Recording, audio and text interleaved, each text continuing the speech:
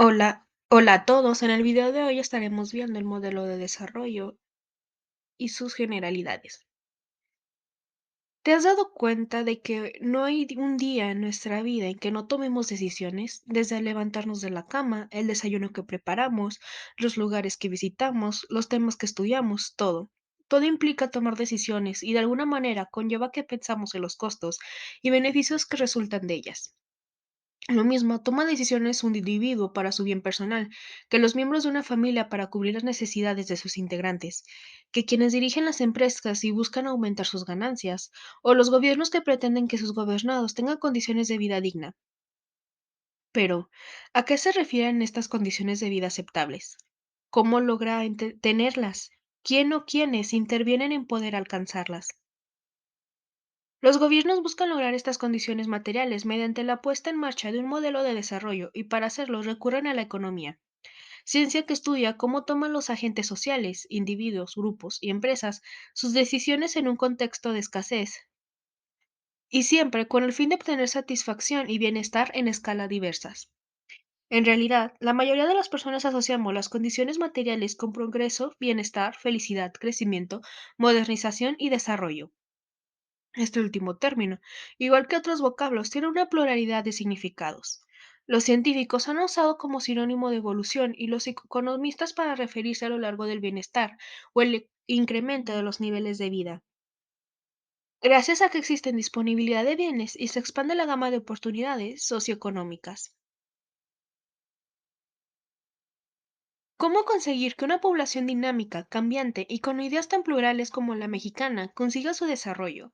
¿Cómo se puede saber si este se está logrando? Es el gobierno de un país el que instrumenta una guía o una referencia sobre el nivel de bienestar que quiere obtener para la población y la economía, la que define los criterios con los cuales se analizan los resultados.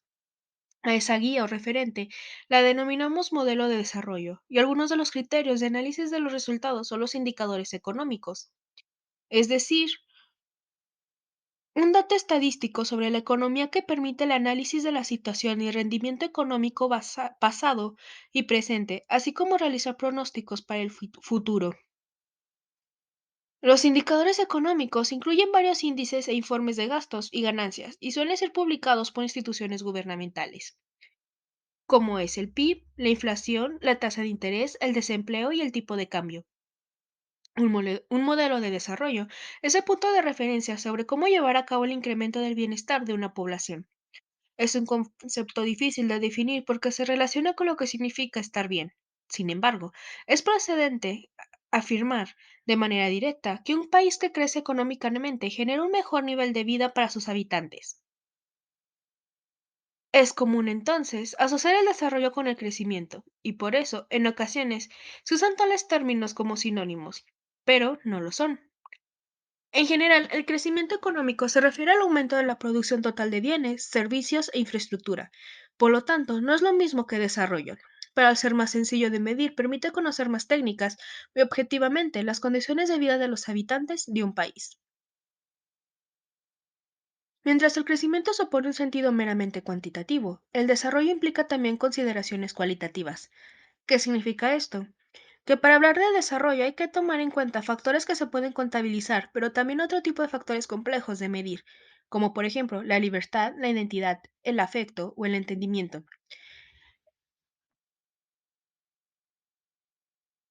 El economista bengalí y premio Nobel Amartya Sen explica, el desarrollo puede concebirse como un proceso de expansión de las libertades reales de que disfrutan los individuos. El desarrollo exige la eliminación de las principales fuentes de privación de la libertad, la pobreza y la tiranía, la escasez de oportunidades económicas y la privación social sistemática, el abandono en que puedan encontrarse los servicios públicos y la intolerancia o el exceso de intervención en los estados represivos. A lo largo del siglo XX, economistas y científicos sociales han definido la condición de desarrollo de diferentes formas. Lo hicieron comparando características contrapuestas de países diversos y lo clasificaron como desarrollo y subdesarrollo. Buscaron niveles de progreso y concluyeron que el desarrollo era un proceso evolutivo que cualquier país debía recorrer. Y hablaron de países desarrollados y en vías de desarrollo. Llenaron de objetivos el concepto con tal de caracterizarlo con precisión. Sin embargo, no hay una definición cerrada y sí un concepto en constante construcción que hoy se caracteriza como desarrollo humano sostenible y sustentable. En el estudio de la unidad y los elementos que se aprenderás, iremos construyendo una manera propia de concepción de desarrollo. A esos diversos conceptos de desarrollo y a las necesidades de los momentos históricos precisos, responde la instalación de un modelo de desarrollo que se concreta en políticas diseñadas por los gobiernos para elegir los medios más adecuados y llegar a los objetivos trazados.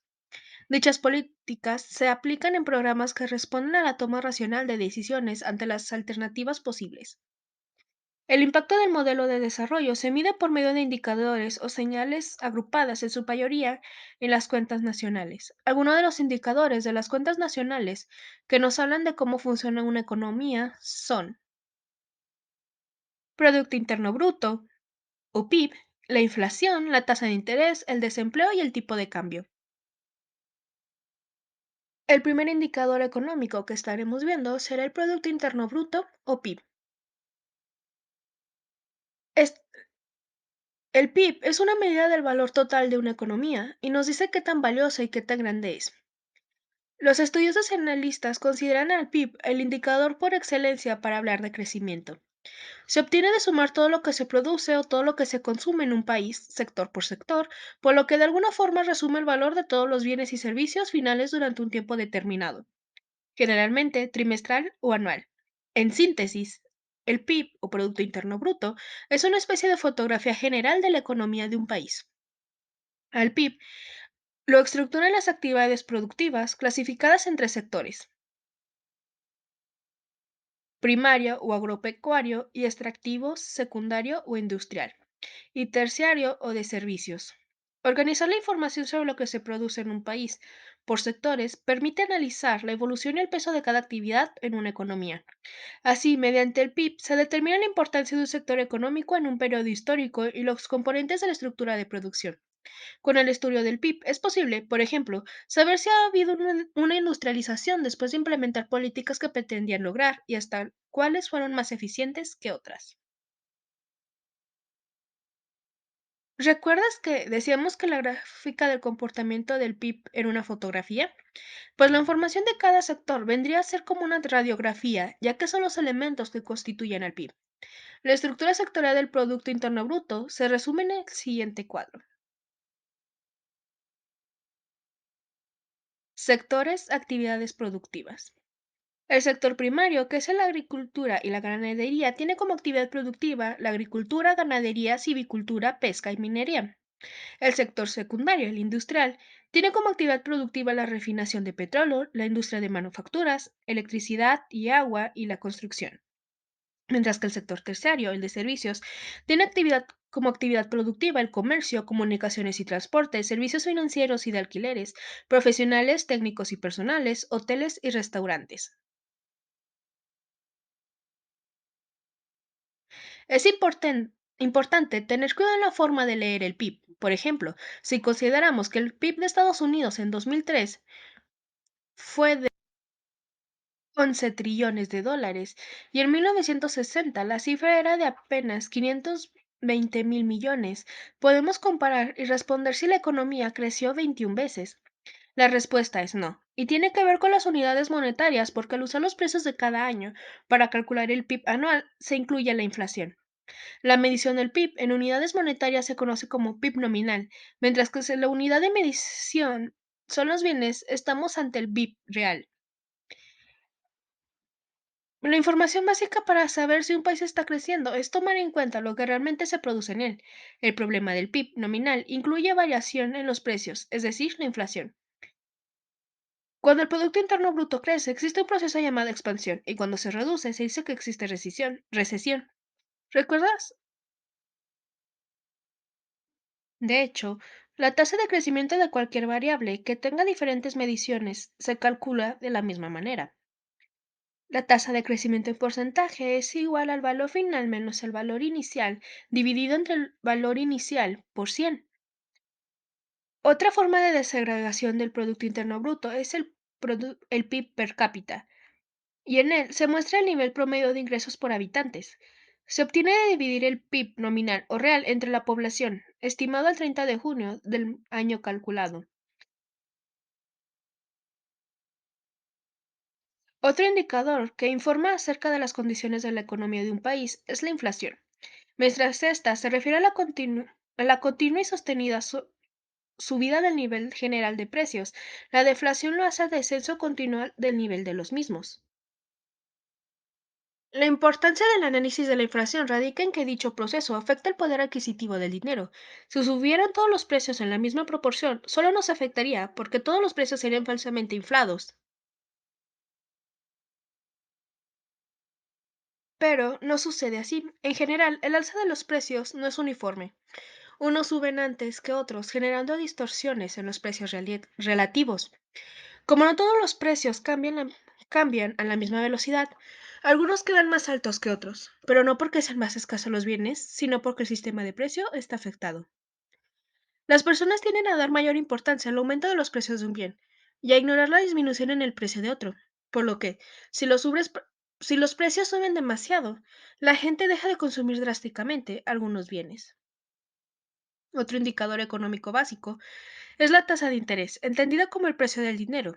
Si una persona, empresa o gobierno requiere dinero para adquirir bienes o financiar sus operaciones y solicita un préstamo, paga un costo por ese servicio. Dicho costo es la tasa de interés. Como en cualquier producto, en la tasa de interés se cumple la ley de la oferta y la demanda.